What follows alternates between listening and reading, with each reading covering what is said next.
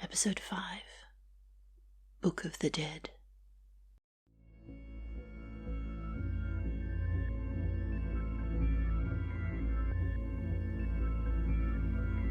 This is Kasey James. I don't know where exactly I am. I don't know what's going on. There's a lot I don't know. But I'm going to figure it out.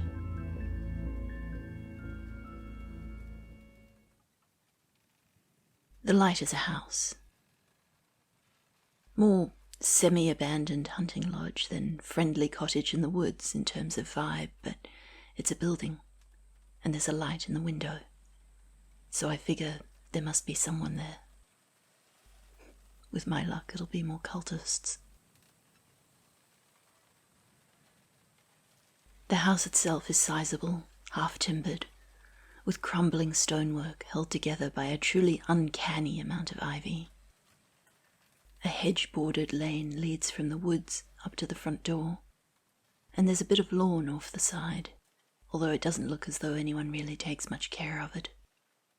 The grass is long and choked with weeds, which have crept into the lane as well and grow in profusion under the hedge. I can see all of this fairly easily. Although it's fully dark by now, the moon is close to full and very bright. Deacon and I trudge up the lane to the front door and knock. A servant opens the door a few moments later and eyes us suspiciously, but he lets us in without a word. I don't know what to make of that, really. The servant, butler I suppose, is tall and dark, and rather puts me in mind of Lurch from the Addams family, only less friendly. With no better options, we follow him down the hallway into a study, which seems to be the only room actually lit in the house. The butler doesn't turn any lights on as we go, so it's all walking in the dark in the creepy house, watching our step in case of stairs or carpets or whatever other tripping hazards are around. The butler leaves us at the open door to the study, and we sidle in, expecting to find someone there, but the room is empty. There are voices coming from an adjoining sitting room, though. "Well, Morris, did you have any luck? I don't suppose you found the gold," says a masculine voice from the other room. "Nothing," says another voice, presumably this Morris person. "No gold, nothing salvageable. The whole thing was a hoax. Well, not all of it, I suppose. I broke into the sealed chamber and found the mummy." "And the jewel?" There's a pause. Then that same voice says, "You really did it, just as von Junst described it, too." "I don't care for it myself, Dell. It looks like a heart, for God's sake." "It looks like a toad, you lily-livered excuse for a grave robber, just like the drawings in von Junst's book." "Well, you're welcome to it," says Morris. "Had enough trouble getting it through customs. I don't want it in my house a minute longer." There's a thunk, as of something heavy being placed on a desk or table. "We should maybe go," suggests Deacon quietly. "That sounds like a conversation they might not want overheard." "You'll have to hold on to it a bit longer, Morris. Says Dell. And the book as well. You remember Erlich Khan?" "I am not likely to forget him." Morris says slowly. Self-proclaimed Lord of the Dead, wasn't he? Ran more than half the gangs and criminal societies in the state. Might have had them all if his own thugs hadn't turned on him." "Erlich Khan has returned." Says Dell. "What? What are you talking about? I saw him die a year ago, and so did you." "I saw his hood fall apart as Ali ibn Suleiman struck with that sword of his. Says Dell in a low voice. I saw him roll to the floor and lie still. And then the house went up in flames, the roof fell in, and only the charred bones were ever found amongst the ashes. Nevertheless, Erlich Khan has returned." So I can't have the jewel anywhere in town for a few weeks, until he's gone to sniff around elsewhere, nor the Book of the Dead either. You understand me, Morris? Is he after it? asks Morris. Why is it any safer here? He won't come here. Says Del. Deacon and I slowly back out of the study as this conversation happens. So we're right in the doorway, just outside it even, when a dark-haired man with a truly astonishing moustache storms out of the sitting room and past us. He is followed, a moment later, by a somewhat better-dressed blonde man who, to my misfortune, I recognize as the local constable. Kingsport is a small town with a low crime rate. It does have a police station, but there really are just the 2 officers, and I think a secretary of some sort who takes calls and passes on messages. Constable Delaney, Del must be a shortening, stops off at the hotel, which doubles as the local pub, most nights, for a drink after work. So I've met him, and he's met me. I see the recognition in his face as we pause eye to eye. Then Deacon says, Constable, so glad we found you. There's something not right up on the cliffs. Always is, this time of year. says Delaney gruffly. You kids shouldn't be going up there. He doesn't comment on the snake headdress, which Deacon is still wearing, or on our muddied and scratched up state of dress. We weren't, says Deacon, with this fresh-faced, wide-eyed college kid expression that says he wouldn't lie to an authority figure, which I know to be untrue, but I'm kind of impressed. I didn't realize he could lie that well. Unless it isn't really him, again. I give him a narrow-eyed, sideways glance. Not that I'd be able to tell by looking.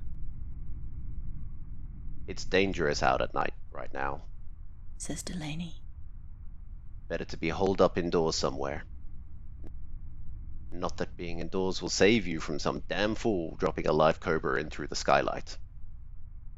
This last part, he says mostly to himself. I don't know if he's even really aware that he spoke out loud. A cobra? I say, unable to help myself. Through a skylight? The constable harumphs and wiggles his moustache. I kid you not, he wiggles the ends of it up and down. I don't even know how you'd do that. His isn't as impressive as the other man, presumably this Morris character, but it's a decent attempt in itself. It looks a little bit like a blonde caterpillar sitting on Delaney's upper lip. I shouldn't be telling you this, He says eventually. but it's Erlich Khan, crime kingpin, calls himself the Lord of the Dead. I thought he was dead, but it seems not.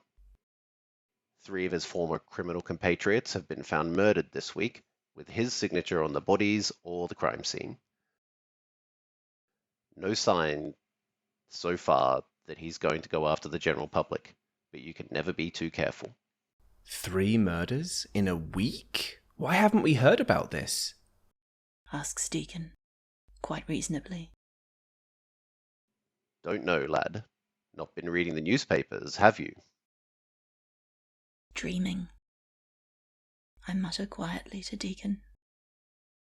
He blinks at me, then grins, with this conspiratorial glint in his eye that reignites my doubts about him all over again. I resist the urge to edge a step back, although it makes my skin crawl to just do nothing. Deacon's grin gets a touch wider, like he knows, which only makes it worse. Outside, I can hear something moving around, and the clop of hooves on the packed dirt of the overgrown yard. It seems odd to me, but probably not odd in the sense of a dangerous, possibly murderous criminal. Deacon, however, jerks his head around to stare at the window closest to where the sound is coming from. That's no horse, Says Deacon. Morris doesn't own any, no. Says Delaney. Then everything goes to hell. Something comes in through the window in a crash, shattering. I catch the barest glimpse of it as it charges past me, and I wish I hadn't caught that much. The thing is a nightmarish agglomeration of parts, horse-like in size and in its general shape, but with far too many legs. I am reminded of a spider or a beetle, although it moves too fast for me to count the legs. And its mouth, a mouth that opens up much, much too wide for a horse. More like an alligator, the entire front of its face yawning open and full of teeth. Every lamp shatters along with the window as it leaps inside, leaving us in darkness, with only the skittering clop, clip, clop, crash of its hooves and claws. It has claws as well, somehow. On the hardwood floor, as it moves past us and deeper into the house.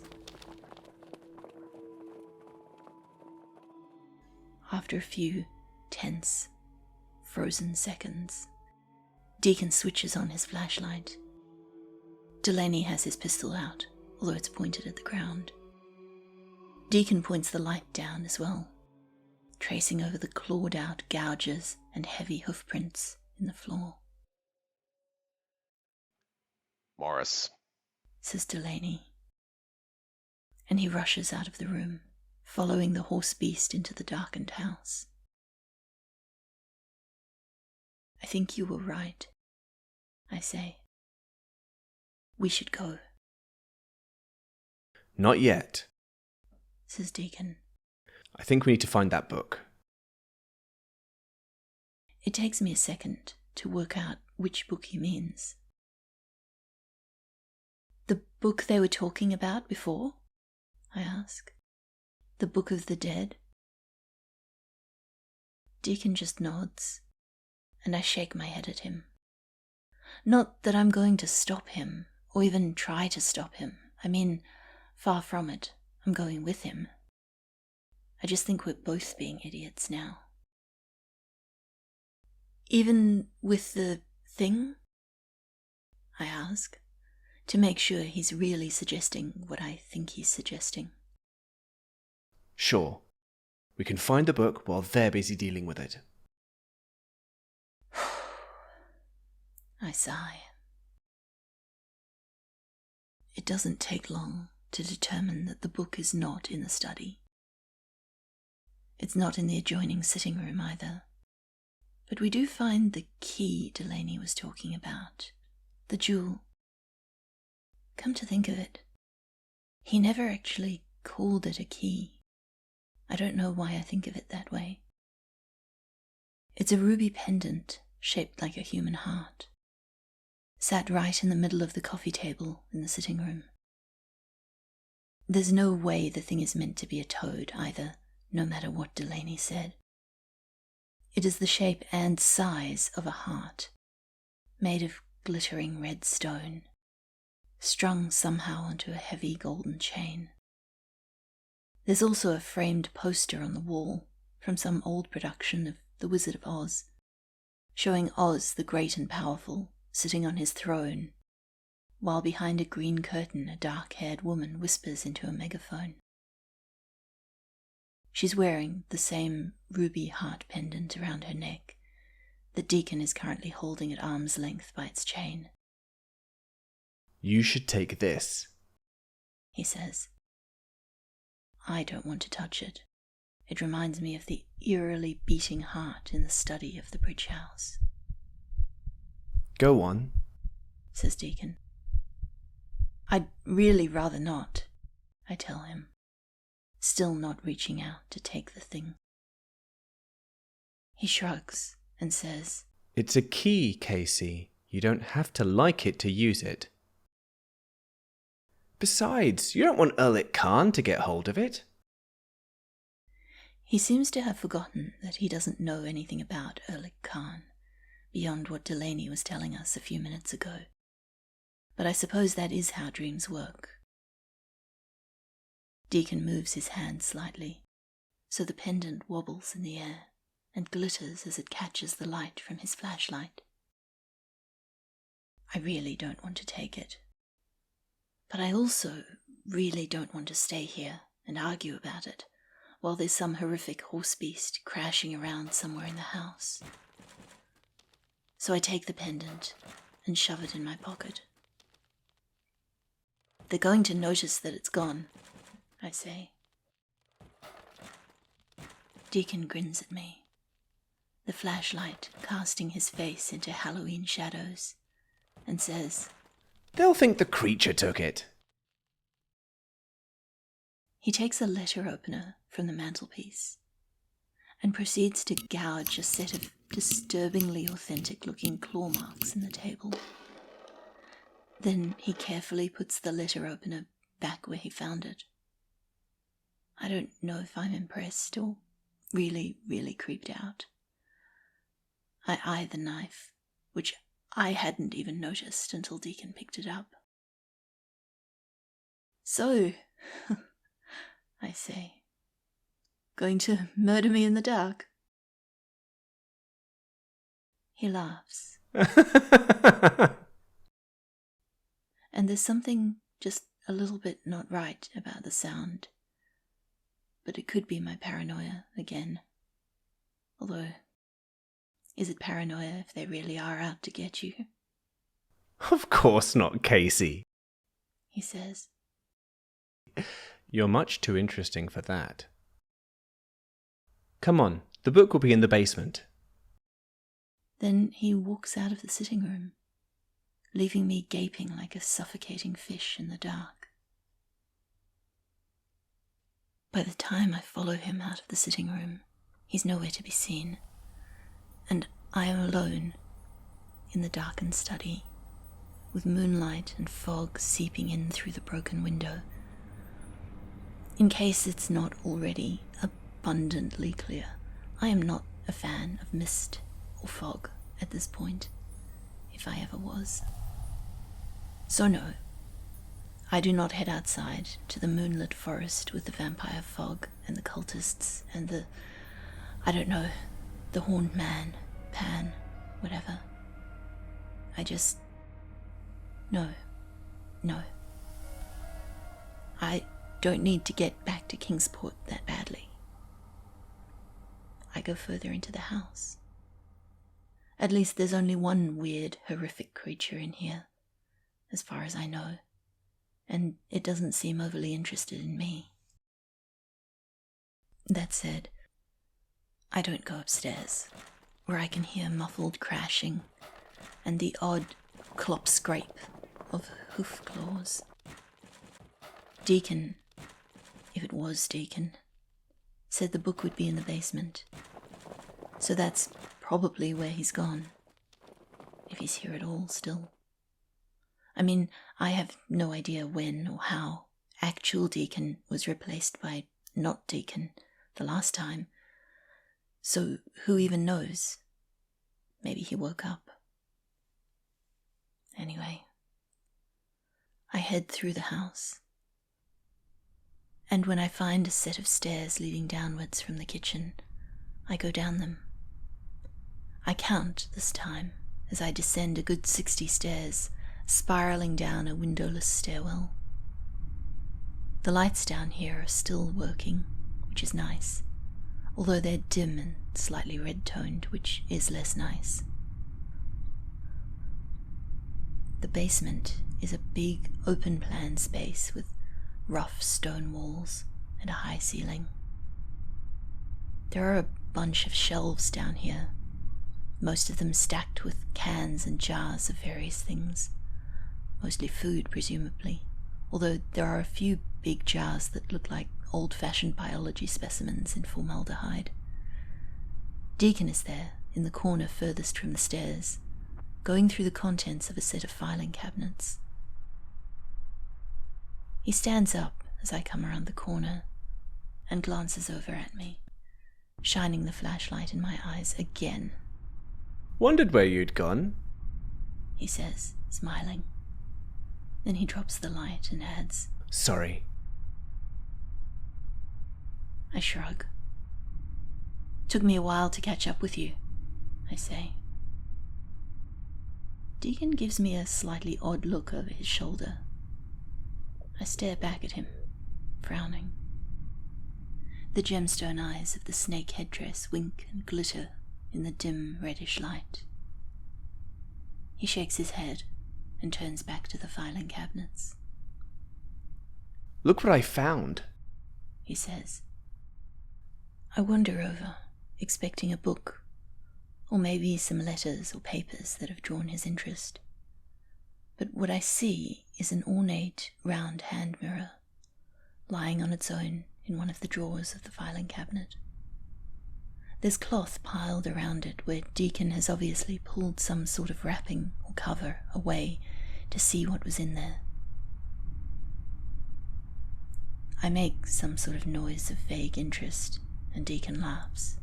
No, look properly, he says. Obligingly, I look into the drawer, into the surface of the mirror. My reflection looks back at me, oddly pale and tinted red from the light, with the pure black sclera of something absolutely inhuman. My breath freezes in my throat as she moves, blinking at me when I know I didn't blink. Her mouth curving in a smile that I am not smiling. Ask it a question, says Deacon, still in the tone of someone showing off a new toy or a clever trick. Where's the book? I ask, but what comes out of my mouth is, who is the fairest of them all? That would be telling, says my reflection. Then it grins at me, and its eyes are all wrong, solid black from corner to corner. I stare at it for a second. Then I take a big step backwards and look at Deacon. What? I say, and then I stop, because I don't even know which question to ask first. It didn't do that for me, he says sheepishly. I wait. When he doesn't elaborate, I ask, what did it do for you? He looks at the mirror and says, Where is the Book of the Dead? It doesn't respond, and I shrug and wait. Deacon beckons me closer, and when I edge a half step nearer again so that I can just peer into the drawer and see the mirror, it shows a dark, wood-lined space with a leather-bound book in it, lying on top of some papers. Oh, I say. Yeah, I asked it what we should do next, and it showed me the filing cabinet over there, but I'm not sure what I'm looking for. He points at a large wooden filing cabinet at the far end of the room, which he's clearly already been searching through. Half the drawers are open, but most of them look empty, or nearly empty. Why did you ask it that? I ask, as I walk over to look at the filing cabinet. I don't know, says Deacon. Seemed like the thing to do. There are scuff marks on the floor next to the corner of the filing cabinet, and I crouch down to look more closely. Couldn't get the bottom drawer open. I think it's locked. I try the bottom drawer anyway. The red stone pendant in my pocket warms and pulses suddenly. Thump thump, thump thump, like a heartbeat. The solid wood drawer slides open. Inside it, there is a small, leather-bound book and a brass button, the sort you push, not something you'd stitch into clothing. It's set into the base of the drawer, behind the book. I pick up the book, although the feel of it makes my skin crawl, and let it fall open to a random page. It's a list of names. I read them out loud. Walter Marsh, Obed Marsh, Mortimer Evanston, Tonna Morris, Kezia Gilman. The first three are crossed out, leaving Morris and Kezia as the only names still on the page. Flicking back a page, all the names are crossed out. I don't recognize any of them. I glance up at Deacon, who's just watching me. He shrugs. I shrug back. I guess this is the book, I say. Deacon doesn't reply for a few seconds. Then he says, Well, what now? I don't know, really. I don't want to go back upstairs with that creature still in the house, and I don't want to go outside to be chased by cultists and that, whatever it was, the horned man in the woods.